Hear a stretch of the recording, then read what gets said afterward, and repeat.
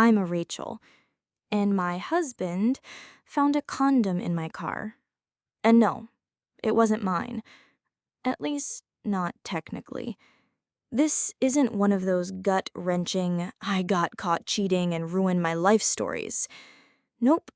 This one has humor, chaos, a slightly awkward car ride, and a group of girlfriends who treat monogamy like a suggestion. So grab your popcorn, because this is the story of how a condom wrapper nearly blew up my marriage and how I got away with it by telling the truth, just not the whole truth. I've been married for 8 years, but honestly, it's not really what you'd call a traditional marriage. We never said open relationship out loud, but we're very much operating in a don't ask, don't tell kind of dynamic. He has his world, I have mine. We keep things polite, calm, and surface level. We don't go digging into each other's phones, we don't track each other's locations, and we most certainly don't question last-minute business trips. Now, before you jump to conclusions, no, I'm not some cold-hearted villain. I used to try. I used to fight for the marriage. But after years of emotional distance, lonely dinners, and sleeping back to back, I just stopped trying. Somewhere along the way, I stopped feeling like a wife and started feeling like a roommate with joint taxes. So, yeah, I have someone else, an affair partner. He's kind, attentive, emotionally present, everything my husband hasn't been in years. But more on him later. Let's rewind to the real drama, the condom. My best friends are just as wild as I am. There are 4 of us, and we've been inseparable for over 15 years. Think of us like a cocktail mix of bad decisions, loyalty, and unfiltered group chats. 3 of us are married, one of them in a fully open marriage, and the 4th is in a very committed, very chaotic situationship. We all have secrets, we all support each other's chaos, and yes, we all cheat. Except the one who's in an ethically non-monogamous marriage. She cheats with permission. The rest of us just cheat. Now, here's where things get messy. One Saturday morning, my husband asks if he can borrow my car. His truck was in the shop and he needed to run some errands. Harmless, right? Of course I said yes, tossed him the keys, gave him a kiss on the cheek, and didn't think twice. He even filled up the tank on his way back. Sweet, right? The next day, I left for a work trip. I was gone for 2 nights, technically in another city, but realistically spending time with my affair partner. When I got back, my husband helped me carry my suitcase inside, gave me a glass of wine, and we talked about random things. Nothing serious. Then came the bombshell. He was folding some laundry when he looked up at me and said, completely calm, "Whose condom was that in your car?" My heart froze for a second. Not because I was guilty. I hadn't done anything in my car. But that question came out of nowhere. I didn't even blink. I said, "Oh, that was my best friend Sarah. She met a guy last weekend. They were making out in the back seat, but didn't go all the way." My husband just stared at me for a second, then shook his head and said, "Your car isn't a shagging wagon for your friends." And that was it.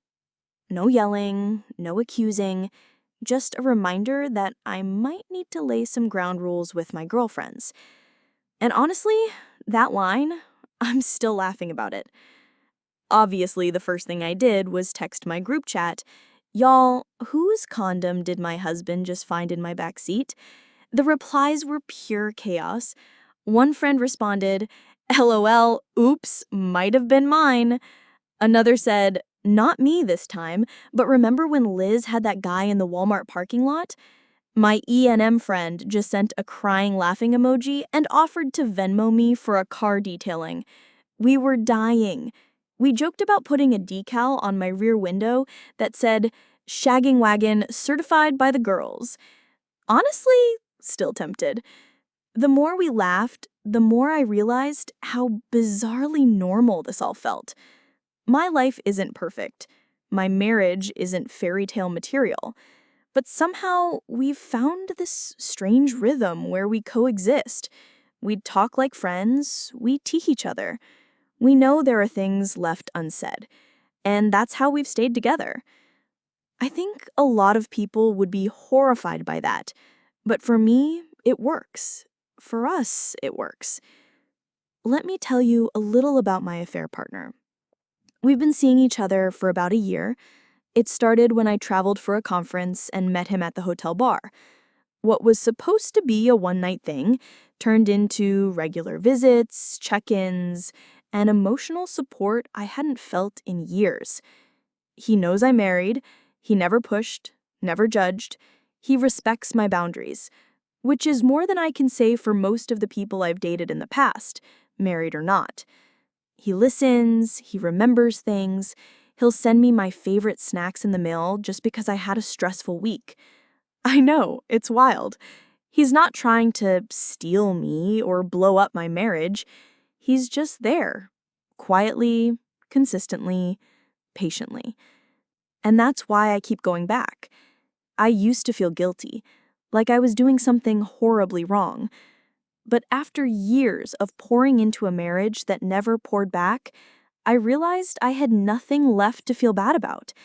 I stopped chasing happiness from someone who had long stopped caring and started creating my own happiness in stolen weekends, in inside jokes, in late-night phone calls with someone who actually saw me.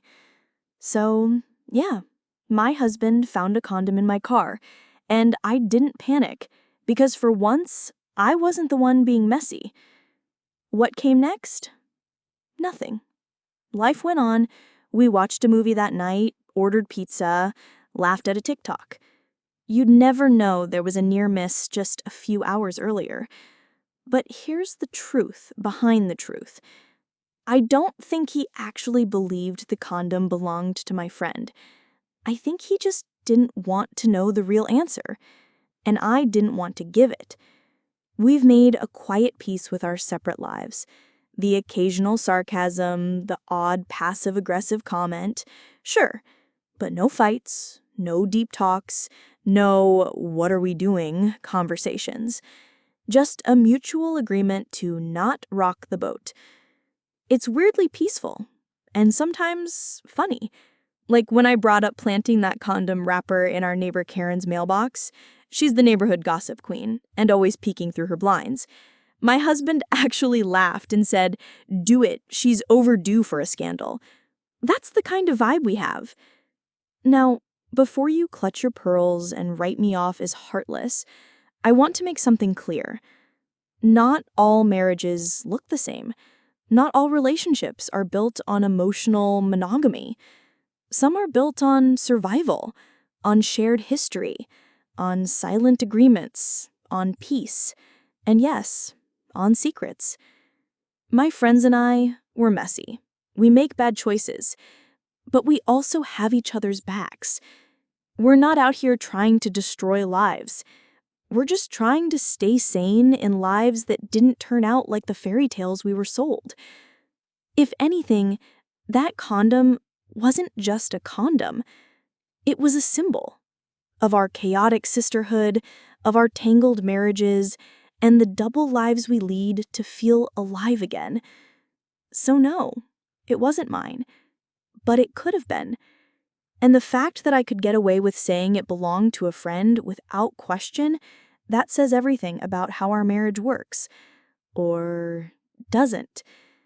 The takeaway: if you're gonna be messy, don't be messy in your girlfriend's car. Or at the very least, pick up your trash afterward.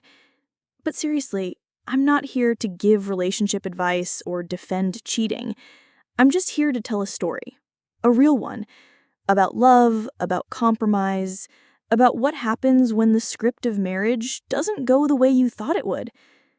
Because sometimes, what keeps a marriage alive is silence. And sometimes a condom in the car is just another Tuesday. Thanks for listening to my story. If it made you laugh or think twice or even roll your eyes, mission accomplished. And to all my messy girls out there, I see you, I hear you, and I hope your back seats are cleaner than mine. Until next time, keep your friends close, your secrets closer, and your glove box clear of evidence. Stay wild.